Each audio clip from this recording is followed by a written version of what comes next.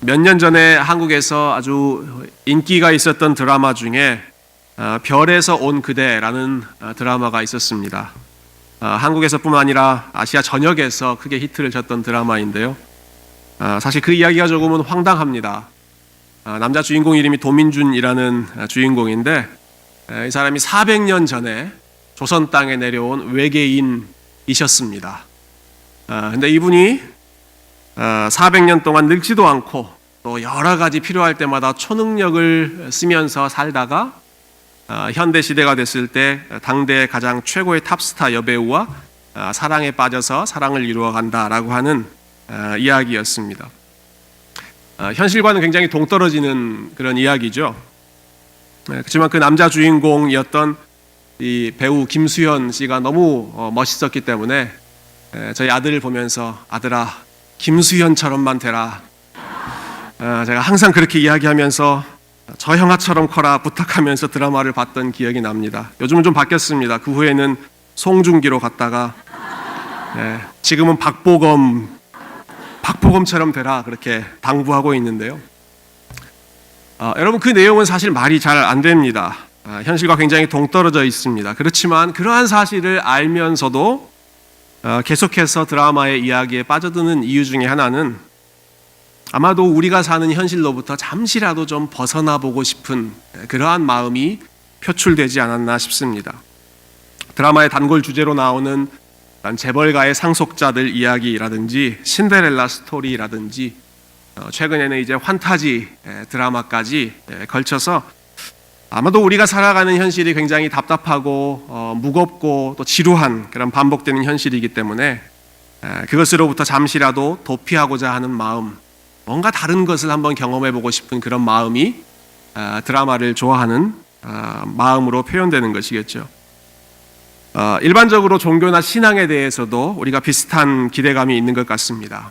삶이 힘들고 고통스럽기 때문에 그러한 무거운 현실을 잊게 하거나 그것으로부터 도피할 수 있는 일종의 초월적인 세계를 종교라는 이름으로 우리가 꿈꾸는 것이죠. 그런데 우리가 믿는 기독교 신앙은 이와 반대입니다.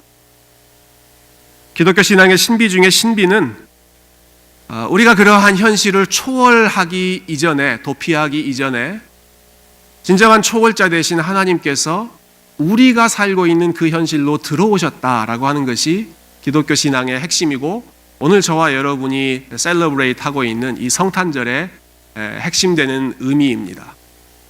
고통의 현실 가운데로 하나님께서 친히 들어오셨다라고 하는 것이죠. 그런데 이 사실은 별에서 온 그대 그 드라마처럼 허구적인 그런 사실이 아니라 분명한 역사적인 기반을 가지고 있는 역사적인 사실입니다. 저와 여러분이 오늘 읽은 이 누가복음 2장 말씀은 예수님의 탄생을 이야기하면서 이것이 소설, 픽션이 아니라 분명한 역사적인 사실이다라고 하는 것을 강조하고 있습니다. 무엇을 보면 알 수 있는고 하니 2장 1절에 보시면 이렇게 시작하죠. 그때 가이사 아구스도가 영을 내려 천하로 다 호적하라 하였으니 가이사 아구스도라고 하는 이름을 제일 먼저 내세우고 있습니다. 누가는 역사가이기도 해서 굉장히 역사적인 그러한 기록을 강조하고 있는데요. 예수님의 탄생 이야기를 설명하면서 당시 로마 황제였던 가이사 아구스도라고 하는 사람과 연결해서 그 이야기를 펼치고 있는 것이죠. 아마 세계사 시간에 이제 유럽의 역사 또 유럽의 초기 역사에 관심이 많으셨던 분들은 이 가이사 아구스도, 영어로 시저 아우구스투스라고 하는 사람에 대해서 들어보셨을 것입니다.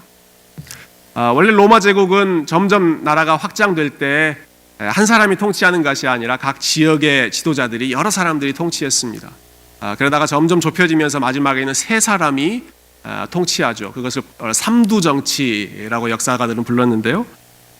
일종의 춘추 전국 시대, 삼국지와 같은 그런 시대를 통일했던 사람이 바로 first name은 옥타비아누스라고 한 사람이고 오늘 본문에 나오는 시저 아우구스투스, 가이사 아구스도라고 하는 사람입니다. 그러니까 이 사람이 최초의 진정한 의미에서의 로마 황제였던 것이죠. 이 사람의 공식적인 타이틀은 굉장히 길었습니다. 우리 성경에는 가이사 아구스도라고 되어 있습니다만은 원래 이름은 라틴어로 총 5개의 글자가 이 사람의 이름이었습니다. 한번 스크린으로 보여주시겠어요?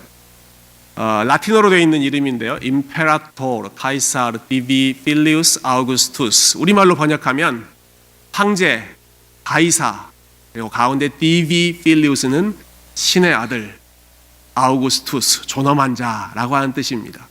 이름이 굉장히 길죠. 그 가운데 있는 신의 아들이라고 하는 표현이 눈에 들어옵니다. 여러분 얼마나 자신만만한 사람이었겠습니까? 당대의 로마 제국, 유럽, 아프리카, 아시아 모든 지역을 통틀어서 확장하고 있는 그 제국을 천하통일한 사람이니 자신만만한 마음으로 스스로를 신의 아들이라고 불렀던 것이죠. 그리고 또 그 사람의 위세에 눌려서 로마의 원로원은 당신은 존귀한 사람입니다 라고 아우구스투스라고 하는 이름을 붙였습니다. 바로 이 사람이 다스리던 그 시대에, 가이사 아구스토가 통치하던 그 시대에 스스로를 신의 아들이라고 불렀던 그 사람이 다스리던 시대에 진정한 신의 아들, 진짜 하나님의 아들이 이 땅 가운데 태어나셨다. 지금 누가는 그렇게 이야기를 구성하고 있는 것이죠. 이 황제 가이사는 여러 차례에 걸쳐서 인구조사를 시행했습니다. 아마 다양한 동기가 그 안에 숨어 있었을 것입니다. 어쩌면 옛날 다윗 왕도 했던 것처럼 자기가 다스리는 그 나라의 백성들이 얼마나 많은지, 즉 자기가 얼마나 많은 사람들을 통치하는 군주인지를 확인하고 싶어서 그런 교만한 마음으로 인구조사를 시행했을지도 모르겠습니다. 현실적인 문제로서는 로마 제국이 워낙 방대하다 보니까 각 지역에서 또 각 가정에서 군인으로 차출될 수 있는 사람이 얼마인지, 또 각 가정마다 세금은 얼마씩 부과해야 되는지를 파악하기 위해서 여러 차례 인구조사를 시행했습니다. 오늘 예수님이 탄생하시는 이 상황의 배경 역시 유대 사람들이 다 인구조사의 명령을 받고 각 지역으로 가서 호적 등록하는, 가족 관계를 등록하는 그런 상황이었습니다. 지금처럼 온라인으로 가족 등록할 수 있는 상황이 아니기 때문에 다 자기가 태어난 곳으로 가야 하는 것이죠. 예수님의 육신의 아버지인 요셉 역시도 당시에 갈릴리 나사렛이라고 하는 지역에 있다가 가이사 아구스토의 이 명령이 떨어지자 고향 땅인 베들레헴으로 향했습니다. 그리고 요셉과 정혼한 마리아도 함께 베들레헴으로 갔고 그 베들레헴에서 이제 아기 예수님이 탄생하게 되시는 그러한 스토리 라인이죠. 누가가 예수님의 탄생을 이야기하면서 이렇게 로마 황제의 명령과 연결해서 이야기를 펼쳐가고 있는 이유는 조금 전에도 말씀드린 것처럼 예수님의 탄생이 소설 속에 나오는 허무맹랑한 픽션이 아니라 분명히 세계사 속의 중요한 부분, 역사적인 기초가 있는 사실이다. 이것을 보여주기 위해서였습니다. 그렇지만 그보다 더 중요한 이유가 있습니다. 그것은 로마 황제조차도 하나님께서 당신의 계획을 이루시기 위해 사용하시는 도구였다라고 하는 것을 누가는 보여주고자 하는 것입니다. 여러분, 하나님께서 오래전 여러 선지자들을 통해서 메시아의 탄생을 예언하실 때 앞으로 오실 메시아는 베들레헴이라고 하는 땅에서 태어나실 것이다 라는 예언을 하셨습니다. 우리가 오늘 성시 교독할 때에도 나왔습니다마는 베들레헴 에브라다야, 너는 유다 족속 중에 가장 작은 마을이라 할지라도 이스라엘을 다스리는 자가 네게서 나올 것이다, 그렇게 약속하셨죠. 예수님은 베들레헴에서 태어나셔야 하는 분이십니다. 그렇게 하나님이 말씀하셨습니다. 그런데 지금 예수님의 부모는 베들레헴이 아니라 이스라엘의 아주 가장 북쪽에 있는 갈릴리 지역, 나사렛 지역에 머물고 있는 것이죠. 이 사람들이 베들레헴으로 이동해야 됩니다. 그들을 이동시키기 위해서 하나님은 참 놀랍게도 로마 황제 가이사 아구스토를 사용하신 것이죠. 전 지역의 인구조사 명령을 내리게 하심으로써 어느 한 사람도 예외 없이 자기 고향으로 돌아갈 수 있도록, 그래서 자기 고향 베들레헴으로 돌아왔을 때 예수님이 그곳에서 태어나시도록 오래전 예언했던 미가 선지자의 예언을 이루시도록 하나님께서 사용하신 것입니다. 그러니까 로마 황제 가이사는 어쩌면 자신의 목적을 위해서 인구조사를 명령했겠지만 사실 그 일조차도 하나님께서 하나님의 예언의 말씀, 약속의 말씀을 이루어 가시는 그런 과정의 일부였다라고 하는 사실이 우리를 놀랍게 만드는 사실인 것이죠. 우리말에 뛰는 놈 위에 나는 놈 있다라는 말이 있죠. 우리 하나님께 경망스럽게 놈자를 붙여드릴 수는 없습니다만은 뛰는 가이사 위에 나는 하나님이 계셨습니다. 가이사가 로마 황제를 통치하고 다스리는 것처럼 보였어도 그 위에서 그를 조종해서 그를 움직이셔서 결국 하나님의 계획을 이루어내시는 분은 역사의 주관자 되신 하나님이셨다라고 하는 것이죠. 여러분, 이처럼 하나님께서 당시의 세상 역사를 주관하시는 가운데 당신의 아들 예수 그리스도의 탄생을 친히 계획하고 친히 준비해 놓으셨습니다. 우리가 아이가 태어날 때 엄마 아빠들이 굉장히 준비를 많이 하죠. 가장 좋은 곳, 또 가장 안락한 곳에서 태어나도록 준비를 많이 합니다. 여러분, 모든 지혜가 풍성하신 하나님이시고 또 하나님께서 가장 사랑하시는 독생자 아들이 태어나시는 그 순간을 준비하셨다라고 한다면 우리는 아마 인간적인 생각으로 하나님께서 아주 평안하고 따뜻하고 환대받는 그러한 곳, 그곳에서 만왕의 왕 예수 그리스도가 태어나시기를 기대하는 것이 자연스러울 것입니다. 그런데 오늘 본문에 예수님께서 태어나신 그러한 세팅, 그러한 환경은 우리의 고개를 좀 갸웃거리게 만듭니다. 온 세상의 구원자로 하나님의 아들께서 태어나시는 장면이 너무나 소박하다 못해 심지어는 초라할 정도로 볼품없는 그러한 장면이기 때문에 그렇습니다. 우리 주님께서 태어나신 곳이 베들레헴이죠. 조금 전에 언급한 말씀에서도 나오지만 베들레헴 에브라다야 너는 유다 족속 중에 가장 작을지라도 라고 했습니다. 베들레헴은 큰 도시가 아니었습니다. 아주 작은 도시, 사람들이 그렇게 주목하지 않는 도시였습니다. 그런데 그 도시에서 예수님이 태어나시는 것이죠. 그것도 예수님께서 태어나실 때 묵으실 방이 없어서 예수님께서 말구유에서 태어나셨습니다. 갓 태어난 아기를 말구유에 놓아야 했습니다. 말구유는 말이 음식을 먹는 그러한 여물통이죠. 밥통입니다. 그 위에 갓 태어난 보호받아야 하는 그 아이가 눕혀진 것이죠. 훗날 예수님께서 말씀하신 것 여러분 잘 아실 것입니다. 여우도 굴이 있고 공중의 새도 거처가 있지만 인자는 어떻다고요? 인자는 머리 둘 곳이 없다라고 하셨습니다. 예수님께서 태어나시는 그 순간부터 예수님은 사실 머리 둘 곳이 없는 굉장히 열악한 환경에서 태어나셨던 것이죠. 우리 주님께서 태어나셨을 때 그분의 탄생을 기대하거나 열렬히 환호하는 그런 사람들도 없었습니다. 여러분, 오늘 본문 바로 앞에는 예수님보다 6개월 먼저 태어났던 세례 요한의 탄생 이야기가 나오는데요. 세례 요한이 태어났을 때는 그 소식이 성전에서 알려졌습니다. 성전은 사람들이 많이 몰려있는 곳이죠. 그곳에서 세례 요한의 탄생 소식이 알려지고 그 소식을 들은 사람들이 세례 요한을 축하하고 그 부모를 축하하는 그런 장면이 누가복음 1장에 기록되어 있습니다. 그러나 예수님께서 태어나신 이 누가복음 2장에 예수님이 태어나셨다라고 하는 소식은 성전에서 알려지지 않았습니다.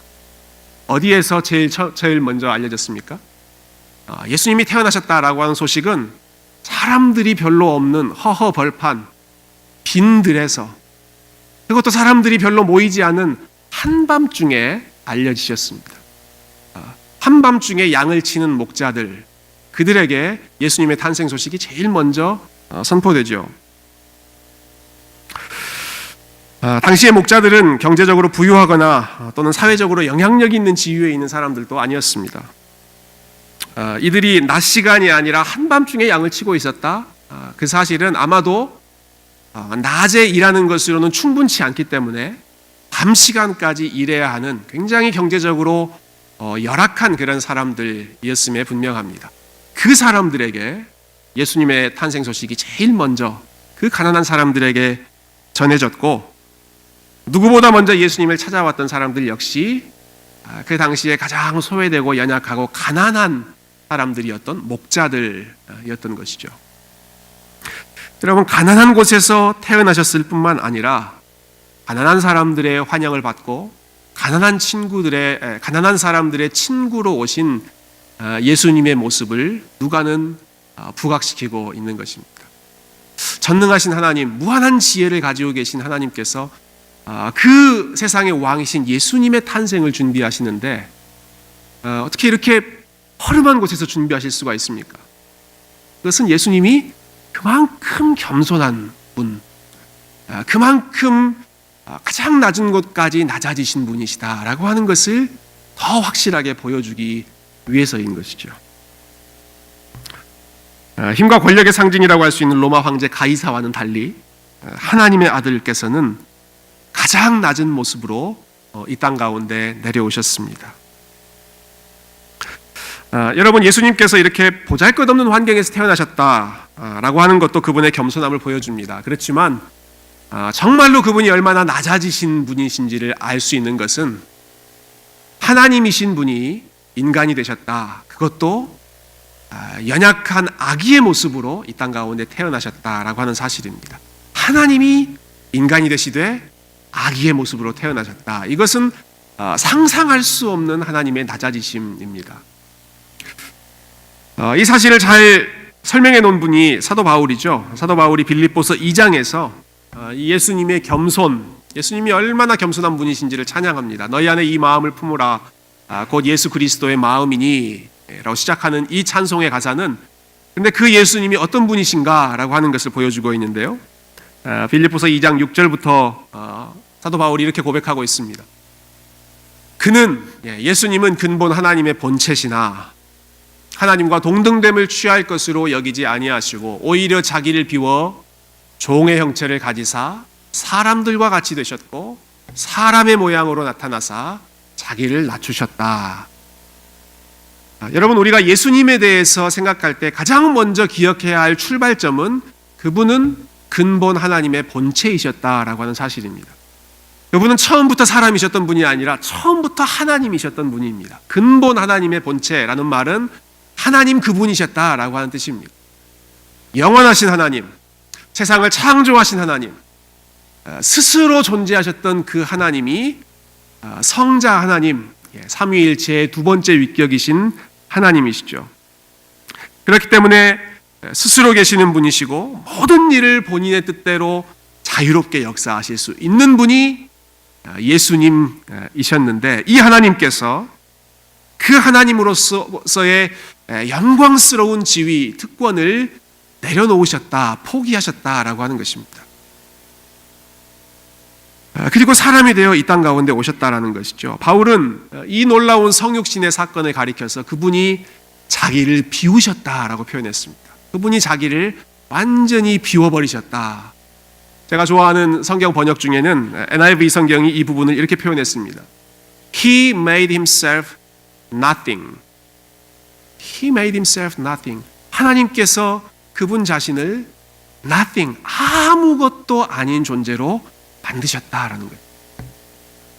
그는 근본 하나님의 본체시나 그분은 everything이셨으나 그분은 온 세상을 다스리시는 만유 가운데 만유이셨으나 그분이 사람의 모양, 사람으로 오심으로써 He made himself nothing. 자기 자신을 아무것도 아닌 존재로 만드셨다. 시간과 공간을 창조하신 주님께서 시간과 공간의 제약을 받는 연약한 인간이 되셨습니다. 모든 일을 스스로의 뜻대로 하실 수 있는 자유로운 분께서 자유롭지 않은 인간의 모습, 그것도 가장 연약한 인간, 아기의 모습으로 이 땅 가운데 오셨다는 것이죠. 저희 중에도 어린아이를 키우시는 분들이 많습니다만 어린아이들의 삶은 철저하게 의존적인 삶입니다. 아마 이곳에 계신 우리 많은 아이들의 부모님들께서 오늘도 아침에 교회 나오실 때 굉장히 수고하며 나오셨을 것입니다. 전쟁을 치르면서 나오셨겠죠. 아이들이 옷 다 갈아입고 신발 신고 정문 앞에서 기다리고 있었죠. 엄마 아빠 교회 가야죠 하고 기다리고 계셨죠. 그러지 않았을 겁니다. 자고 있는 애 깨워서 일으키고 아이 옷 입히고 밥 먹이고 열심히 나오려고 하는데 저희 집도 야 신발 어딨냐 신발 있냐 신발 챙겨서 나왔습니다. 하나부터 열까지 부모에게 의존해야 하는 것이 어린 아이이죠. 그 중에서도 갓난아기는 부모가 도와주지 않으면 아무것도 혼자서 할 수 없는 것이 갓난아기입니다. 부모가 잠시 한눈 팔면 이불에 깔려서 생명이 위태로워질 수도 있고, 배가 고파도 스스로 밥을 해서 먹을 수가 있습니까? 아니면 똥을 싸고 기저귀가 가득 차도 엉덩이가 다 헐어지고 있음에도 불구하고 스스로 기저귀를 갈 수가 없습니다. 우는 것 외에는 할 수가 없는 것이죠. 여러분, 예수님이 하나님이셨으니까 예수님은 태어나자마자 배고플 때 스스로 밥 준비해서 드셨겠죠? 그렇지 않습니다. 예수님이 어린 아기로 태어나셨다라고 하는 것은 배고프면 우시는 것밖에 할 수 있는 게 없었습니다. 몸이 불편하면 역시 또 우는 것밖에 할 수가 없습니다. 엄마인 마리아가 바빠서 오지 못하는 그런 상황이면 올 때까지 계속 울면서 기다리는 것밖에 할 수 없는 것이 어린 아기의 상황인데, 천지를 다스리셨던 그분이, 여러분, 말씀 한마디면 천지가 울리고 천지가 다 순종했던 그분이 아무것도 할 수가 없어서 그렇게 보잘것없는 어린 아기로 계셔야 했다라고 하는 사실, 이것은 인간의 언어 혹은 인간의 논리로 헤아리기 참 어려운 신비 중의 신비입니다. 그래서 한 신학자는 예수님이 돌아가셨다가 무덤에서 다시 살아나신 것도 놀라운 기적이지만, 전능하신 하나님이 연약한 아기의 모습으로 이 땅 가운데 오셨다, 이것이야말로 어쩌면 더 큰 기적 중의 기적, 신비 중의 신비다, 이렇게 이야기하셨을 정도로 성육신의 사건은 참 우리가 다 설명하기 벅찬 그런 놀라운 일인 것이죠. 여러분, 제가 이것이 어떤 상황인지 조금 더 이해할 수 있었던 그런 계기가 있었습니다. 전에 사역했던 교회에서 있었던 일인데요. 지금부터 딱 한 1년여 전에 있었던 일인 것 같아요. 저희 교회 열심히 신앙생활 하시던 집사님 부부가 오랜만에 가을 단풍을 구경하시기 위해 등산을 가셨습니다. 그런데 등산길을 걸어가시다가 갑작스럽게 사고를 당하셨습니다. 나무 밑을 걸어가고 있었는데 큰 나뭇가지 하나가 부러지더니 지나가시는 우리 여자 집사님 머리 위로 떨어졌습니다. 그래서 이 여자 집사님이 머리에 그 큰 나뭇가지를 맞고 현장에서 목이 부러져서 쓰러지셨습니다. 그게 한 1년 정도 전의 일인데요. 제가 세교회로 아틀란타로 내려오기 직전에 이분이 그 기간 동안 열심히 재활하시고 많이 회복하셔서 7월 달인가요? 같이 교회에 나오셔서 함께 예배드릴 수 있을 정도로 회복되셨기 때문에 참 감사한 마음이 있었는데요. 근데 그분의 모습을 보면서 제가 배우고 또 느낀 것이 참 많았습니다. 여러분, 그 사고가 있은 직후에 여러 차례 그분을 신방하면서 보았던 그 집사님의 모습이 제게 너무나도 낯설었습니다. 여러분, 바로 며칠 전까지만, 얼마 전까지만 해도 찬양대에서 섬기시고 주방에서 열심히 섬기시고 저희 교회에서 셀 모임 또 소그룹 모임 리더로 열심히 섬기시던, 누구보다 왕성하게 자유롭게 활동하시던 분이신데, 이분이 갑자기 병실에 누워서, 그 침대에 누워서 눈 뜨고 깜빡깜빡 하는 것 외에는 아무것도 할 수 없는 그러한 철저하게 무력한 상황이 되시더라고요. 그분을 볼 때마다 자유를 잃어버린다는 것, 자유롭게 살다가 자유를 잃어버린다라고 하는 것이 얼마나 엄청난 손실이고 얼마나 큰 아픔인지를 생각하게 되었습니다. 예전처럼 만나고 싶을 때 사람들을 자유롭게 만나지도 못하고, 하고 싶은 일을 자유롭게 하지도 못하고, 움직이고 싶은 대로 자유롭게 움직이도 못한다는 것이 사람으로서는 너무나 받아들이기 힘든 그런 엄청난 현실인 것이. 여러분, 그러나 그렇게 안타까운 상황조차도, 그렇게 답답한 현실조차도 우리 주님께서 하늘의 영광을 버리시고 이 땅 가운데 낮아지셨을 때 겪으셨을 답답함과 불편함에는 비견할 수가 없습니다. 여러분, 그분이 겪으신 예수님의 낮아지심, 예수님이 느끼셨을 그 답답함은 인간의 머리로 상상할 수 없는 너무나 큰 낮아지심이고 너무나 큰 고난의 길이었던 것이죠. 여러분, 예수님이 왜 이렇게 낮은 곳으로 오셔야 했습니까? 왜 그렇게 낮아지셔야 했습니까? 왜 그렇게 본인이 누릴 수도 있는 하나님으로서의 존귀한 위치, 영광과 그 모든 것, 특권과 그 자유로움을 다 포기하고 이 땅 가운데 가장 가난한 모습으로 오셔야 했습니까? 그것은 가장 비천한 가운데 있는 죄인들, 저와 여러분을 다시 존귀한 위치로 회복시켜 주시기 위해서였습니다. 다시 우리를 하나님의 자녀로 존귀하게 높여주시기 위해서 하나님의 아들이신 분께서 하늘의 영광을 버리고 이 땅 가운데 낮아지신 것이죠. 자유를 잃어버린 채 살고 있던 죄인들에게 참된 자유를 주님께서는 회복시켜주고 싶으셨습니다.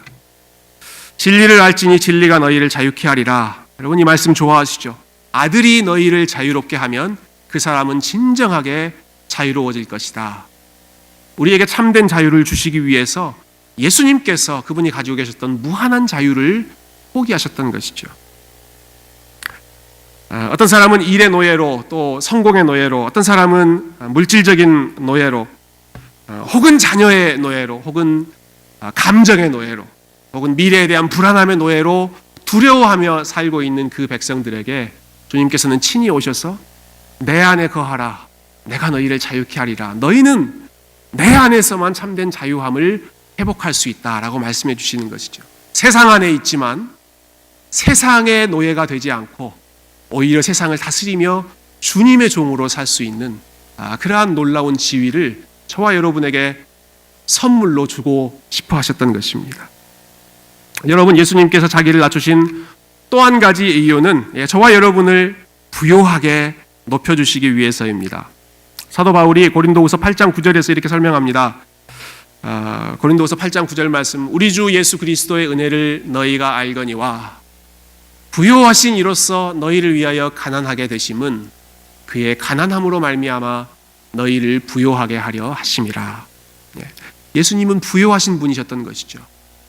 만유 가운데 만유, 모든 것을 가지신 부요하신 분이, 그분이 왜 가난하게 되셨는가? 그것은 그의 가난함으로 말미암아 가난하고 비천한 가운데 있는, 이것은 단순히 물질적인 가난함이 아니라 영적인 빈곤함, 정신적인 빈곤함 가운데 있는 너희를 다시 부요하게 하시기 위해서이다. 그리스도 안에 초청하심으로써 너희를 다시 부요한 자로 회복시켜 주시기 위해서이다. 무엇보다 예수님은 저와 여러분의 생명을 회복해 주시기 위해 이 땅 가운데 오셨습니다. 그분께서는 스스로를 가리켜 나는 선한 목자다라고 말씀하셨습니다. 그리고 선한 목자로 내가 온 것은 내 양으로 생명을 얻게 하고 그들이 가진 생명을 더 풍성하게 만들기 위해서다라고 말씀하셨습니다. 오늘 본문에서 예수님께서 가장 먼저 환영을 받으신 무리가 누구였습니까? 목자들이었죠. 목자들이 예수님께 제일 먼저 가서 예수님을 환영하고 축복하죠. 저는 어떻게 보면 너무나 어울리는 그런 그림이라고 생각합니다. 이 땅의 양떼들을 치는 목자들이 온 세상에 참된 목자로 오신 참된 목자장 되시는 The Chief Shepherd 예수 그리스도에게 찾아와서 경배하는 것이죠. 주님이 진정한 목자이십니다. 주님이 우리를 기르시고 먹이시는 참된 목자이십니다 라고 하는 것을 고백하는 것이죠. 제가 좋아하는 C.S. 루이스라고 하는 사람의 글을 인용하고 설교를 마치려고 합니다. 그는 예수님의 성육신을, 우리를 자유케 하신, 또 우리를 부요케 하신, 우리에게 생명을 주신 이 예수님의 성육신을 아주 재치 있게 한 문장으로 이렇게 표현했습니다. The Son of God became man to enable man to become sons of God. 하나님의 아들이 사람이 되신 것은 사람들로 하여금 하나님의 아들들이 되게 하시기 위해서이다. 하나님의 아들이신 그분이 저와 여러분과 똑같은 사람, 그것도 가장 낮은 곳으로 오신 목적은 저와 여러분이 다시 하나님의 아들들, 하나님의 자녀, 하나님의 딸들로 회복되기 위해서입니다.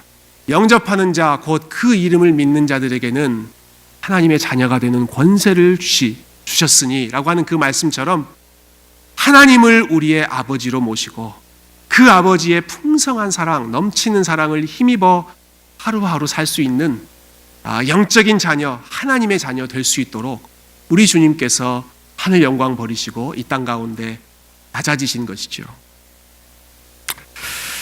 사랑하는 성도 여러분, 우리 예수님의 탄생은 하나님이 저와 여러분을 얼마나 사랑하셨는지, 그리고 하나님이 저와 여러분을 어떻게 사랑하셨는지를 보여주는 최고의 증거입니다.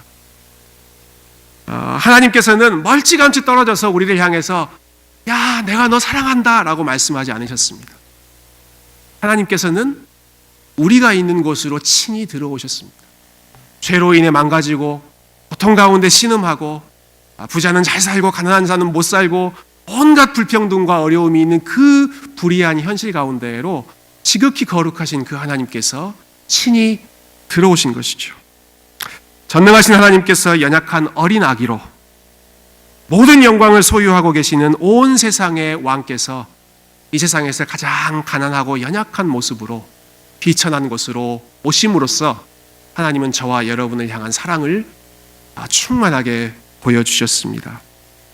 여러분, 그렇기 때문에 예수님은 모든 인간의 아픔과 고뇌와 방황하는 것을 친히 체휼한다라고 말씀하셨습니다.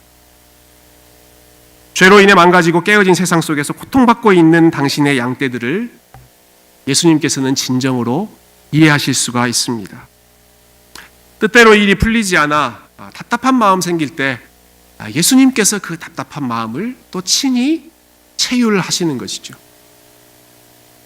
그분은 친히 자기를 비워 nothing, 아무것도 아닌 존재가 되어보셨기 때문에 이 세상에서 살아가면서 참 내가 아무것도 아닌 것 같다라고 하는 자괴감, 연약한 마음, 몸이 연약해서 혹은 일이 뜻대로 풀리지 않아서 마음이 낙심되는 그러한 순간에 그러한 사람들의 마음도 나도 아무것도 아니었다. 예수님께서는 친히 그 마음을 이해하시고 위로하실 수 있는 것이죠. 이러한 모든 연약함을 친히 겪으셨고 아시기 때문에 예수님은 자신 있게 모든 사람들을 그분께로 초청하셨습니다. 수고하고 무거운 짐진 자들아, 다 내게로 오라. 내가 너희를 쉬게 하리라. 예수님의 초청은 말에 불과한 초청이 아니라 예수님은 친히 우리의 삶을 겪으셨고 걸으셨고 그 아픔을 체험하셨던 그분께서 저와 여러분을 초대하시고 내가 너희 가운데 함께 있다. God with us, 임마누엘의 사실로 오늘도 저와 여러분을 위로하고 계시는 줄로 믿습니다. 사랑하는 새교회 성도 여러분, 성탄을 맞이하여 우리가 예수 그리스도께서 우리 가운데 오신 이 사실로 인하여 기뻐하고 감사하고 목자들처럼 우리 주님 앞에 경배하고 하나님을 영화롭게 하는 복된 성도님들 다 되시기를 주님의 이름으로 축원드립니다. 함께 기도하겠습니다.